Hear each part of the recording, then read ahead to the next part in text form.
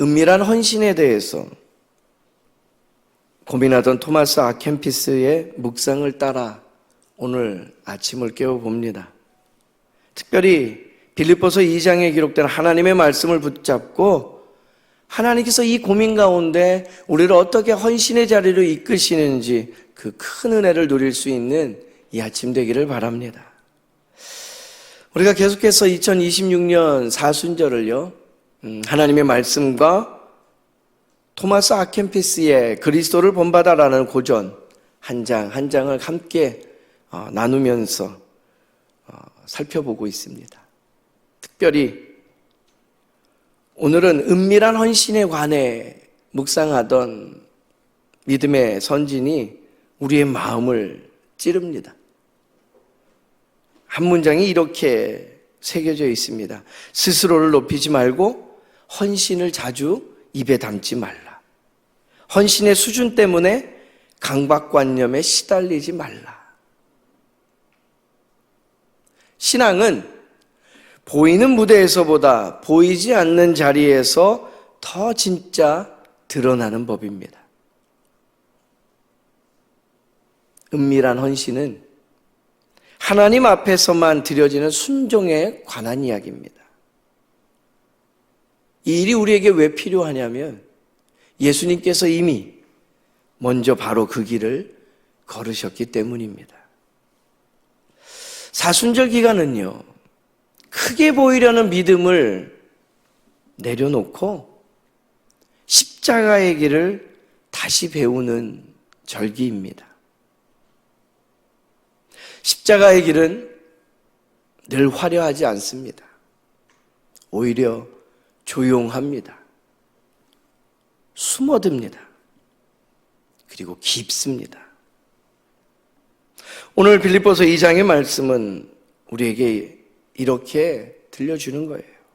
하나님의 구원은 은밀한 헌신으로 이루어졌다라고요. 우리는 그 길을 따라 걷기를 원합니다. 우리가 따라 걸으려는 그 길에 대해 조금 더 살펴보기 원합니다. 첫 번째 우리에게 주신 하나님의 말씀은 은밀한 헌신이란 건 내 권리를 내려놓는 마음, 거기에서부터 시작된다라는 거예요. 오늘 본문을 6절 말씀입니다. 우리에게 품으라 말씀하신 예수님의 마음 6절 말씀 한 목소리로 읽겠습니다. 그는 근본 하나님의 본체시나 하나님과 동등됨을 취할 것으로 여기지 아니하시고. 예수님께서 하나님과 동등됨을 붙잡지 않으셨다라고 오늘 들려줍니다. 예수님은 그 자리를 포기할 이유가 없는 분입니다. 그러나 저와 여러분을 위해서 붙잡을 수 있는 것, 그것까지도 내려놓으셨다라는 거예요. 그리고 이어지는 7절 말씀을 보면 오히려 자기를 비워 종의 형체를 가졌다라고 이야기하죠. 은밀한 헌신의 첫걸음이 바로 이것입니다.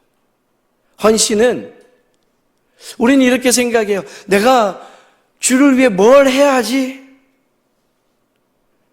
그런데 헌신은 무엇인가를 더하는 게 아니고 그 이전에 무엇을 내려놓는가에 대한 질문에 답변하는 겁니다. 누가 알아주지 않아도 흔들리지 않는 그 마음, 손해보는 것처럼 보여도 끝끝내 붙잡지 않는 마음, 내 이름이 드러나지 않아도 기뻐할 수 있는 마음.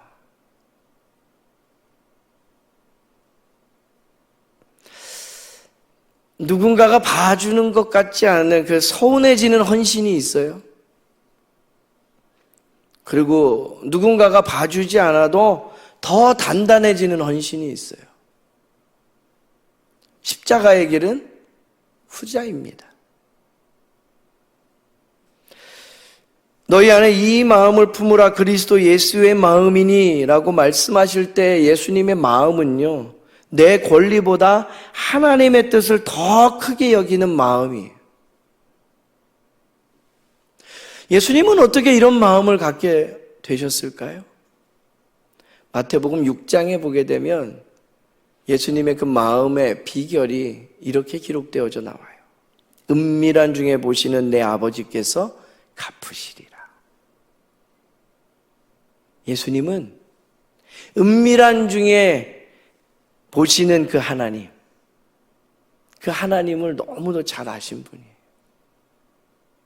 그래서 누가 알아주지 않아도 십자가를 짊어지기 위해 묵묵히 그 걸음을 걸어내실 수 있는 분이에요. 이 새벽 우리가 한번 그렇게 점검해 보기 원합니다. 내가 하는 일이 사람의 시선에 기대고 있지는 않은가? 칭찬이 끊기면 내 마음도 함께 꺼지진 않는가? 이 시간 우리가 칭찬 중독에서 벗어나길 원합니다. 인정받고자 하는 그 욕구의 목마름에서 허덕이는 벗어날 수 있게 되길 바랍니다. 은밀한 헌신은 자유입니다. 하나님 한 분이면 충분합니다 말할 수 있는 참 자유예요. 그 은혜가 우리 가운데 있게 되길 바랍니다. 두 번째 은밀한 헌신은요, 끝까지 순종하는 자리에서 완성되는 겁니다. 오늘 8절 말씀입니다. 한 목소리로 받들어 읽겠습니다. 사람의 모양으로 나타나사 자기를 낮추시고 죽기까지 복종하셨으니 곧 십자가에 죽으심이라. 아멘. 단순한 문장 같지만 그 내용은 그 어느 장면보다 가장 치열한 거예요. 은밀한 헌신이란 건 어느 한순간의 감동에 관한 이야기가 아닙니다. 지속적인 순종에 대한 거예요. 죽기까지 라는 단어가 들어갑니다. 우리는 종종 그런 마음 품지요. 내가 여기까지 했으면 된 거 아니야 라고 말이에요. 이 정도면 충분하지 라는 기준을 우리가 내세웁니다. 그런데 십자가는 결코 이 정도로 멈추지 않습니다. 예수님은 끝까지 내려가셨습니다. 끝까지 사랑하셨습니다. 끝까지 순종하셨습니다.